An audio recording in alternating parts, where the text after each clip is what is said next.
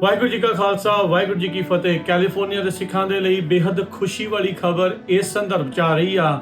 Transnational repression bill senate ਦੇ ਵਿੱਚ ਜੋ ਪੇਸ਼ ਹੋਇਆ ਸੀ 509 ਵੱਖ-ਵੱਖ ਕਮੇਟੀਆਂ ਚ ਪਾਸ ਹੋਣ ਤੋਂ ਬਾਅਦ ਚ ਮਲਟੀਪਲ ਸੈਨੇਟ ਦੀਆਂ ਰੀਡਿੰਗਸ ਤੋਂ ਬਾਅਦ ਚ ਅੱਜ ਫਾਈਨਲੀ ਸੈਨੇਟ ਦੇ ਵਿੱਚ ਅਪਰੂਵ ਹੋ ਗਿਆ। ਮਹਾਰਾਜ ਦੀ ਕਿਰਪਾ ਦੇ ਨਾਲ ਇਸ ਨੂੰ ਪੂਰੀ ਸਪੋਰਟ ਮਿਲੀ ਆ ਤੇ ਟ੍ਰਾਂਸਨੈਸ਼ਨਲ ਰਿਪਰੈਸ਼ਨ ਦਾ ਬਿੱਲ ਜਿਸ ਦੇ ਨਾਲ ਆਫਿਸ ਆਫ ਐਮਰਜੈਂਸੀ ਸਰਵਿਸਿਜ਼ ਨੂੰ ਟ੍ਰਾਂਸਨੈਸ਼ਨਲ ਰਿਪਰੈਸ਼ਨ ਬਾਰੇ ਦੱਸਿਆ ਜਾਊਗਾ। ਉਸ ਦੀ ਡੈਫੀਨੇਸ਼ਨ ਤੈਅ ਹੋਊਗੀ ਤੇ ਵੱਖ-ਵੱਖ ਫੋਰਨ ਮੁਲਕ ਜਿਨ੍ਹਾਂ ਵਿੱਚ ਇੰਡੀਆ, ਚਾਈਨਾ, ਈਰਾਨ, ਰਸ਼ੀਆ ਜਾਂ ਕੋਈ ਵੀ ਮੁਲਕ ਉਹਨਾਂ ਦੇ ਡਿਸੀਡੈਂਟਸ ਦੇ ਉੱਤੇ ਜੋ ਅਤਿਆਚਾਰ ਕਰਦੇ ਆ, ਡਰਾਉਂਦੇ ਆ, ਧਮਕਾਉਂਦੇ ਆ, ਉਹਨਾਂ ਨੂੰ ਧਮਕੀਆਂ ਦਿੰਦੇ ਆ, ਮਾਰਨ ਦੀਆਂ ਕੋਸ਼ਿਸ਼ਾਂ, ਮਾਰਦੇ ਆ, ਕੁੱਟਦੇ ਆ, ਰੈਕੀ ਕੀਤੀ ਜਾਂਦੀ ਆ, ਉਹ ਸਾਰੀਆਂ ਚੀਜ਼ਾਂ ਟ੍ਰਾਂਸਨੈਸ਼ਨਲ ਰਿਪਰੈਸ਼ਨ ਦੇ ਬਿੱਲ ਦੇ ਅੰਡਰ ਆਉਣਗੀਆਂ।